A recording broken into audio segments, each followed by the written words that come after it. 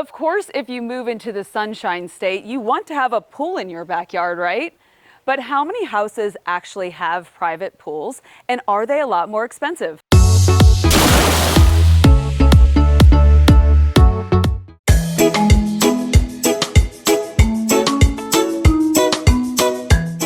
It's a gorgeous warm day here in beautiful Tampa, Florida. I'm Melanie Atkinson, realtor with Smith & Associates, and today we are going to talk about swimming pools. Having a pool in your backyard is one of the most common requests that I get when people are searching for a home in the Tampa Bay area. What could be better during these hot summer months than to have a pool to float around in? They are great, but a lot of buyers don't realize that they can also be kind of hard to find. And for obvious reasons, they're probably going to be more expensive. When I'm talking to potential buyers about pools, I often have to be the bearer of bad news, or at least inject some reality into their backyard pool dreams. When it comes to pools, you can either have a private pool that's just yours. There can be a community pool if you live in a community that has one or a couple of them, or you can have access to no pool at all. Let's talk about all of these. If having a pool is a must-have for you, then here are some stats I want you to know. I took a look at all of the single-family homes for sale right now so you can see what percentage of those homes have private pools. In Pinellas County, which is where Clearwater and St. Pete are, about 35% of the homes currently for sale have a private pool. In Hillsborough County, which is where Tampa is, 23% of the homes currently for sale have private pools. In Pasco County, where Land O'Lakes and Wesley Chapel are, just under 19% of homes for sale have private pools. Now, I realize that this is just a current snapshot of the market, but I have run these numbers several times at different times of the year. Every time I do them, these percentages come in very close to what I'm seeing in today's market. So why is there such a big difference between counties in the number of houses that have private pools? I have some theories, and if you're watching and you have other theories, feel free to post them in the comments. First, private pools have a lot to do with when a house was built. If a house has been in existence for a long time, then there's more of a chance that one of the homeowners has put in a pool. Makes sense. Plus, and this is a big one, a lot of builders, especially recently, are not building private pools during the construction process. So all of these new communities, especially in areas like Pasco County, which have been booming in construction, are being built with very few private pools until a homeowner gets in there and chooses to build their own. Also, a lot of these newer communities have super fancy community pools, so homeowners don't feel the need to invest in their own private pool. Now, this wasn't always the case. When you look at a lot of the suburban communities that were built in the 1990s and early 2000s, it was very common for a builder to build a pool during construction. A neighborhood like West Chase is a good example of a community that started in the 90s and has tons of private pools. When I look at the statistics and it shows that Pasco County has the lowest percentage of private pools, that totally makes sense to me because so many of the homes are available in newer communities. Whereas Pinellas County has been developed for a very long time. The homes are older and the communities established a long time ago. It makes total sense that they would have the highest percentage of pool homes. So what about prices for homes with private pools? This is where the analysis gets a little tricky. As a general rule, houses with pools tend to have more square footage than the average house, and the land that these houses are on has to be big enough to build a pool. If you have more square footage, a larger lot, and a private pool, you are going to be paying more than the average house. It typically isn't just the pool that's factoring into the price. Listen to these numbers.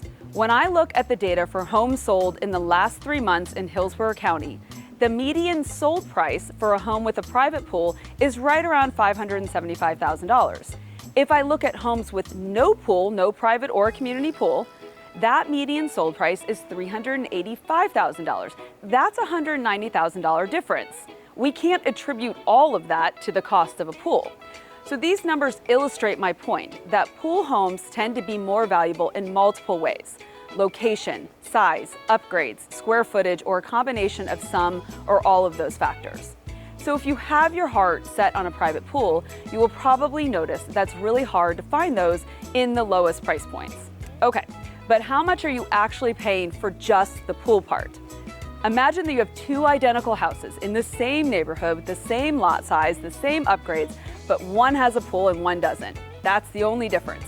How much more will that one sell for? That's actually pretty hard to figure out because you have to control for all of these other factors, but I did some digging into this old data last year, and what I came up with was between a $33,000 and $50,000 difference. Another thing you have to consider is that the appraiser for your loan will often give that pool a lower value than what you valued it at. I just got an appraisal back for one of my buyers, and the screen pool and spa was only given a value of $25,000 on that appraisal. Totally normal for an appraiser to give it a lower value. What that means for you as a buyer is that there's a higher chance that there may be a gap in the appraised value and the contract purchase price. As a buyer, you want to make sure you think about this possibility and be ready to address any appraisal gaps. If a private pool isn't in the cards, then the other option is to live somewhere that has a community pool. And there are some amazing ones in the Tampa Bay area.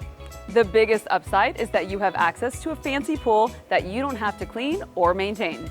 The downsides are that you won't have the privacy of your own pool.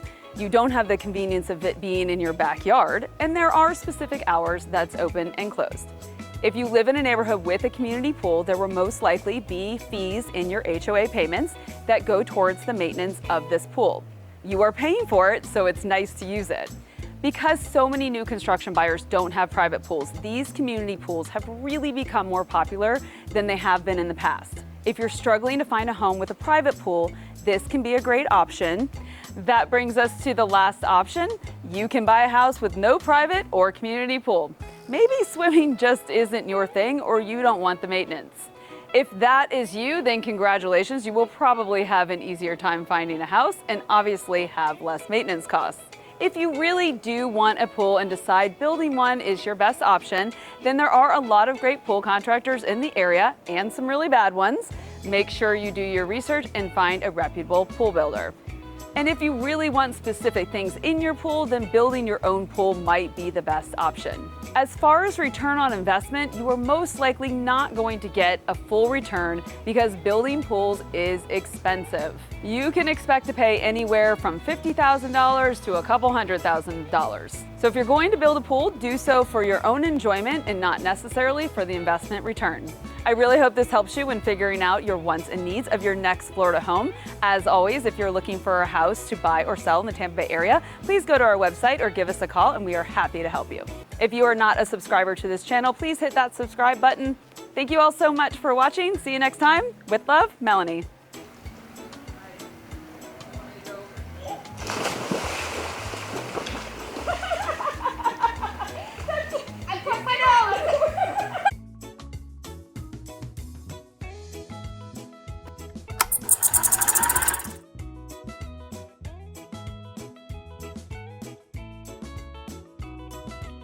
Of course, if you move into the Sunshine State, you want, what? Do it again, it had a second. Okay, sorry, start over. Take two. One more time. Take three. I think it's yours. Do you want to stop? The biggest upside is that you have access to a fancy pool that you don't have to clean and maintain. I can't say the word maintain. That's good. Oh, sorry. Oops. Can you hear me, Karen? Testing, testing.